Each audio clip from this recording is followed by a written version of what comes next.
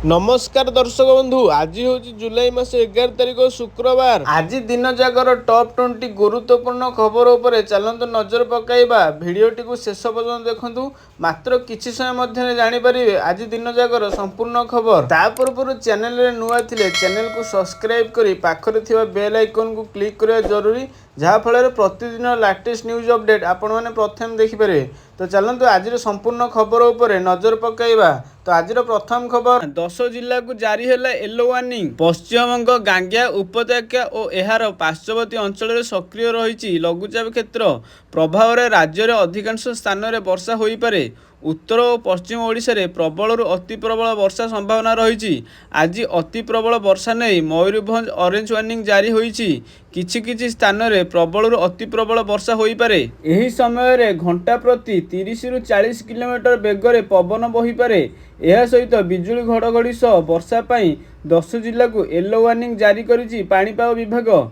सेहीपरि काली बिजुली घड़घड़ी सह वर्षा पाई 15 जिला को येलो वार्निंग जारी होईछि। सेहीभଳି 10 तारिख रु वर्षा कमिबो और 12 तारिख रु वर्षा बढ़िबो नहीं आकलन करिछि पाणीपाग विज्ञान केन्द्र। परवर्ती खबर, 16टी गेट दे हीराकुदर जलभंडार निष्कासन हेउछि बन्य जल। हीराकुद जलभंडार 16टी गेट खोला, एबे 16टी गेट दे बन्य जल निष्कासन हेउछि।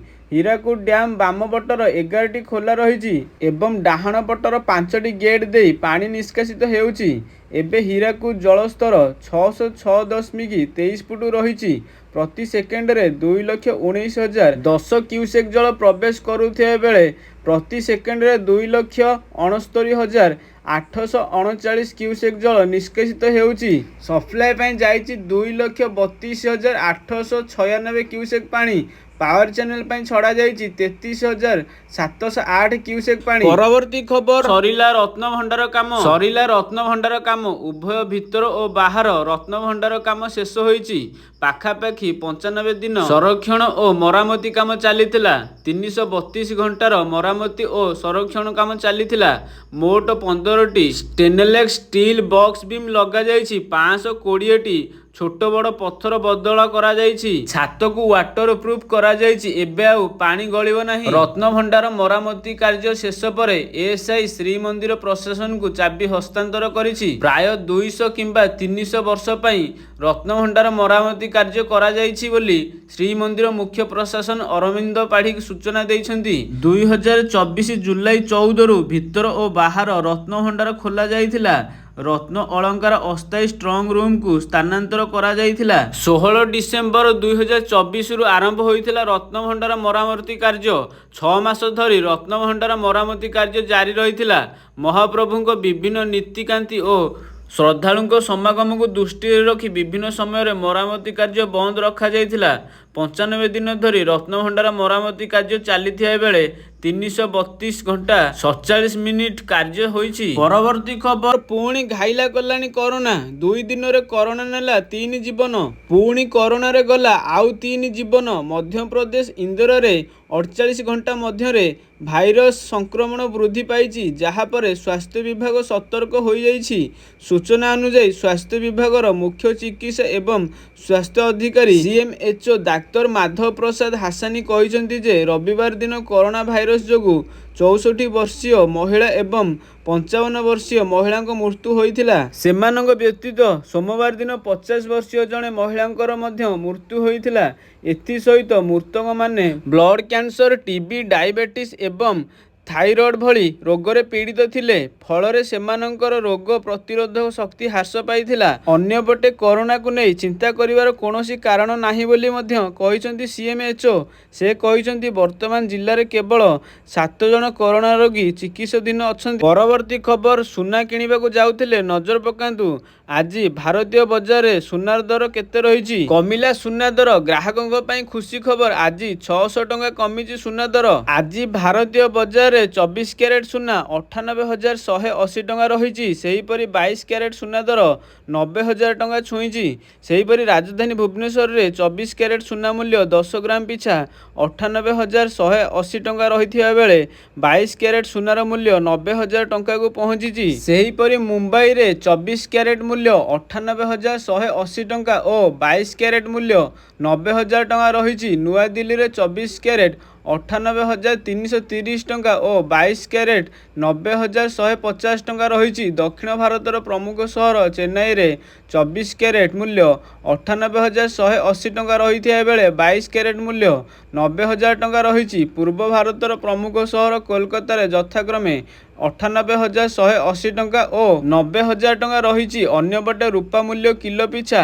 1,10,000 ଟଙ୍କା ହୋଇଛି। ପରବର୍ତ୍ତୀ ଖବର, ବଦଳିଲା ସ୍କୁଲ ପରୀକ୍ଷା ନିୟମ, ଆଉ ନାହିଁ ସବୁ ଶ୍ରେଣୀରେ ପାସ୍ ବ୍ୟବସ୍ଥା। ବଦଳିଲା ସ୍କୁଲ ପରୀକ୍ଷା ନିୟମ। ପ୍ରାଥମିକ ଶିକ୍ଷା ବ୍ୟବସ୍ଥାରେ ସଂଶୋଧନ ଆଣି ଗଣଶିକ୍ଷା ବିଭାଗ ଏକ ଗୁରୁତ୍ୱପୂର୍ଣ୍ଣ ବିଜ୍ଞପ୍ତି ଜାରି କରିଛି। ନୂତନ ନିୟମ ଅନୁସାରେ ପଞ୍ଚମ ଓ ଅଷ୍ଟମ ଶ୍ରେଣୀରେ ଫେଲ୍ ହେଉଥିବା ଛାତ୍ରଛାତ୍ରୀମାନଙ୍କୁ ପୂର୍ଣ୍ଣ ପରୀକ୍ଷା ଦେବାର ସୁଯୋଗ ମିଳିବ।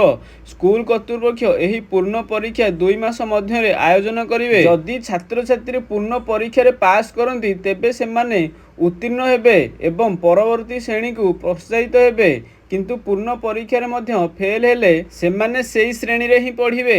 ଏହା ସହିତ ବିଜ୍ଞପ୍ତିରେ ସ୍ପଷ୍ଟ କରାଯାଇଛି ଯେ ପ୍ରାଥମିକ ଶିକ୍ଷା ଶେଷ ହେବା ପର୍ଯ୍ୟନ୍ତ କୌଣସି ଛାତ୍ରଛାତ୍ରୀଙ୍କୁ ସ୍କୁଲରୁ ବହିଷ୍କାର କରାଯାଇ ପାରିବ ନାହିଁ। ପରବର୍ତ୍ତୀ ଖବର, ମିନିମମ୍ ବାଲାନ୍ସକୁ ନେଇ ଆସିଲା ନୂଆ ଅପଡେଟ୍। ଭାରତର ଅନେକ ପ୍ରମୁଖ ସରକାରୀ ବ୍ୟାଙ୍କ ଗ୍ରାହକଙ୍କ ପାଇଁ ଏକ ବଡ଼ ରାହତ ଘୋଷଣା କରିଛନ୍ତି।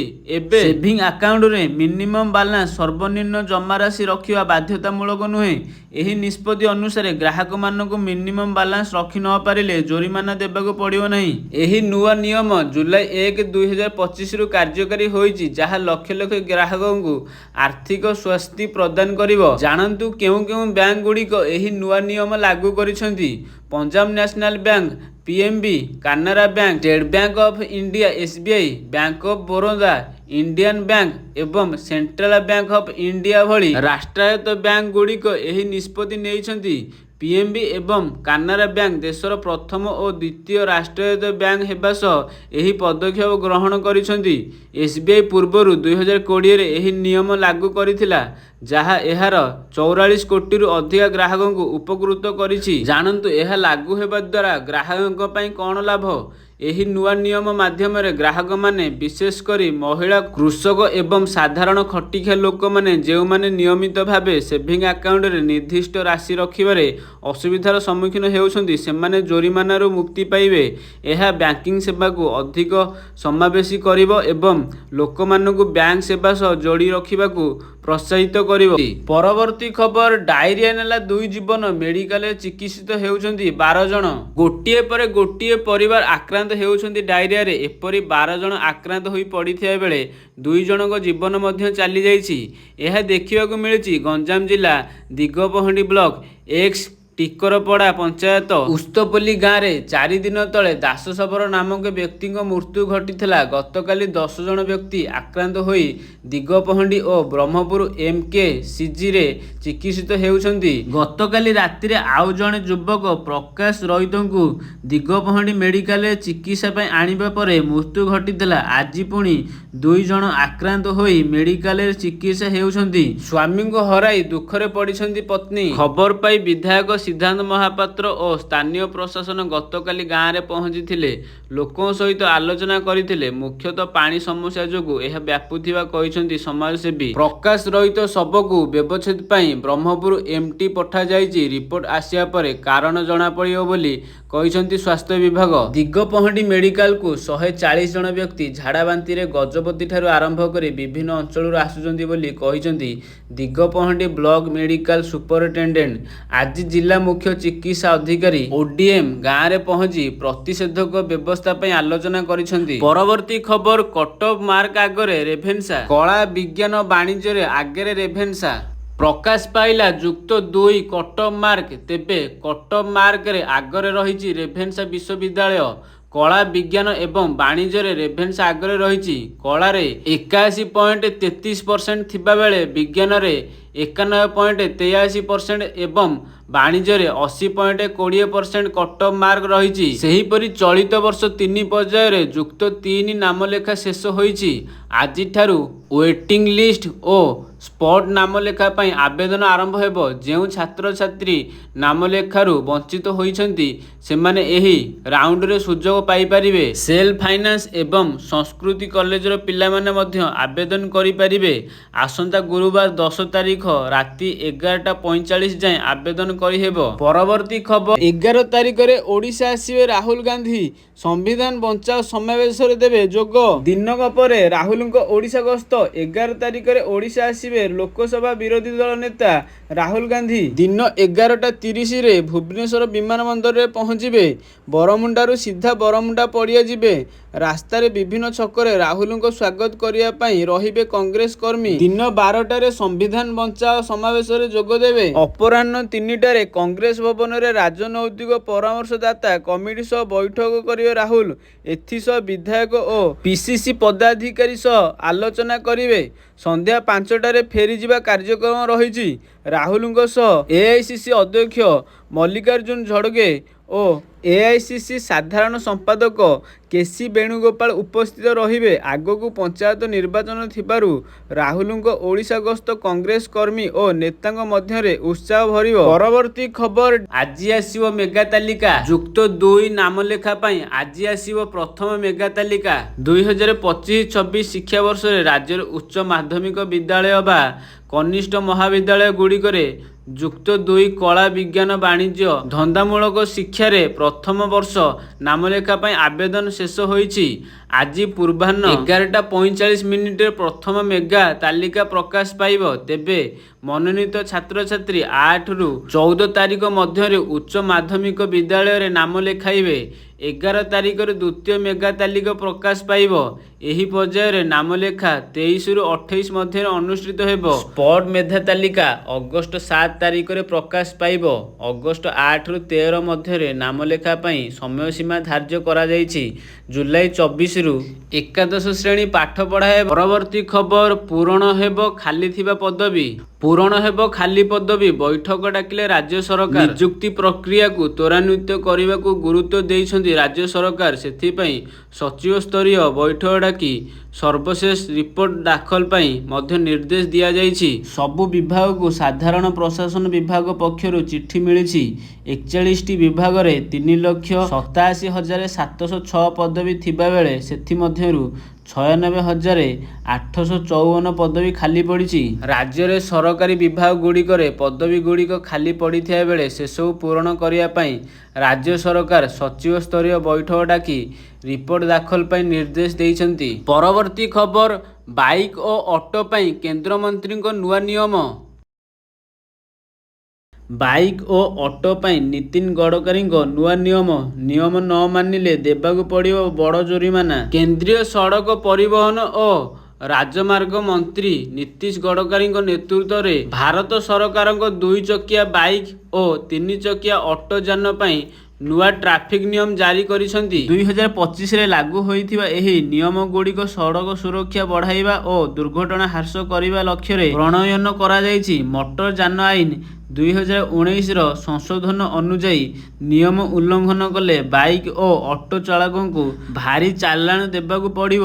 ଏହି ନିୟମଗୁଡ଼ିକ ମୁଖ୍ୟ ଉଦ୍ଦେଶ୍ୟ ହେଉଛି ସଡ଼କରେ ଶୃଙ୍ଖଳା ବଜାୟ ରଖିବା ଓ ଜୀବନହାନି ରୋକିବା। ନିୟମ ଓ ଚାଲାଣର ମୂଲ୍ୟ। ନୀତିନ ଗଡ଼କରୀଙ୍କ ଅଧୀନରେ ଜାରି ହୋଇଥିବା ନୂଆ ନିୟମ ଅନୁଯାୟୀ କିଛି ପ୍ରମୁଖ ଟ୍ରାଫିକ୍ ଉଲ୍ଲଂଘନ ଓ ସେଗୁଡ଼ିକର ଜୋରିମାନା ନିମ୍ନଲିଖିତ।